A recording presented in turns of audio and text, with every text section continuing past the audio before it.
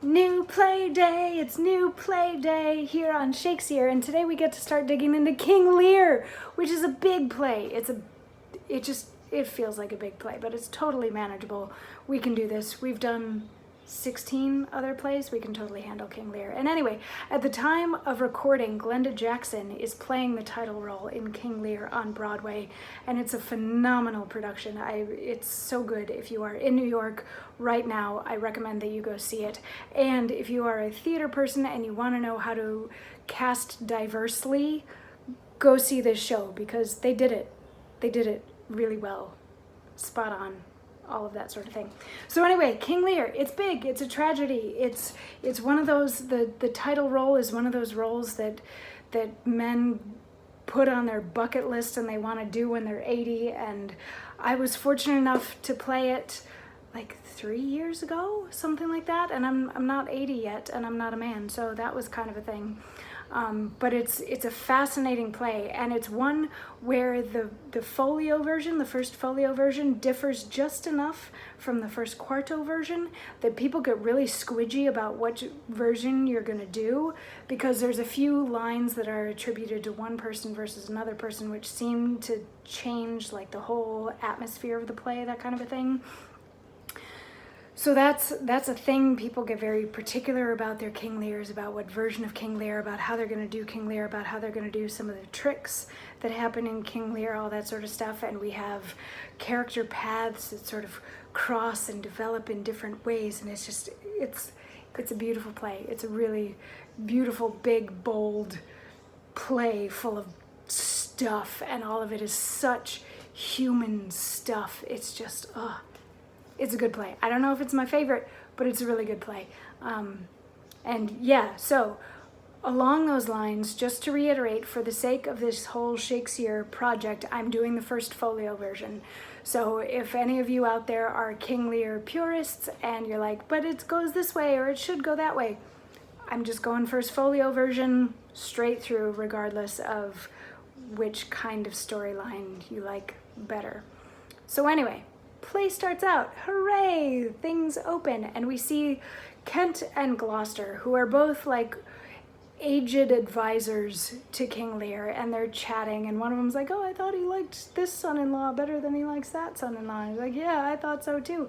And Gloucester introduces his bastard son Edmund, because what would a Shakespeare play be without a bastard son? Gloucester introduces his bastard son, Edmund, to Kent, and you can infuse that with as much homoeroticism as you want, or you don't have to put any of it in, however that goes. And so that happens, there's a little exchange, and then King Lear enters with his train, which includes his 3 daughters, 2 of their husbands, several other attendants. The daughters are Regan, Goneril, and Cordelia.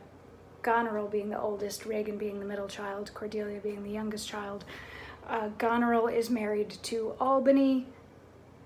Regan is married to Cornwall. Cordelia is, as of yet, unmarried. Anyway, they come in a great big sweeping thing, and Lear sends Kent, I believe, off to get France and Burgundy, the princes of France and Burgundy.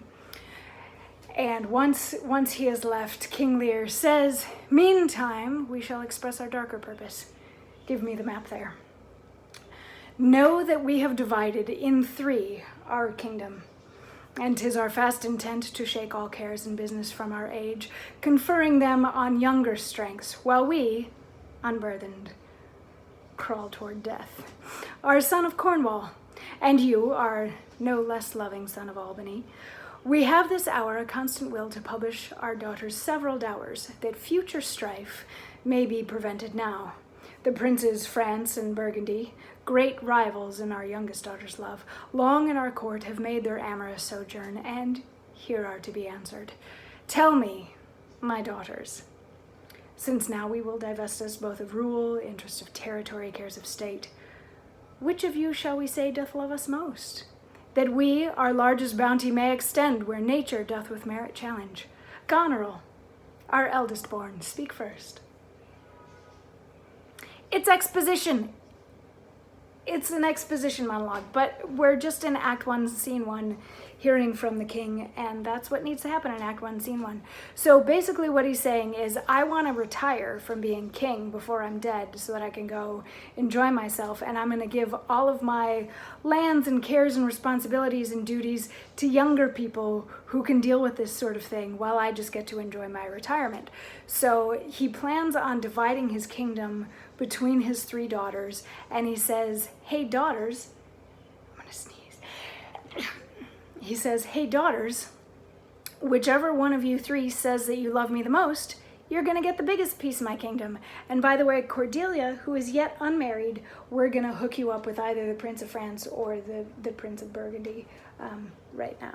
So we're gonna get all this settled. We're gonna marry off the youngest daughter. We're gonna divide the kingdom in 3 so that nobody has to fight about anything once I'm dead. And then I get to just enjoy my retirement. Yeah, sounds like a decent plan, right? Right? Well, we'll hear what the daughters have to say as we continue into King Lear tomorrow. I'll see you then.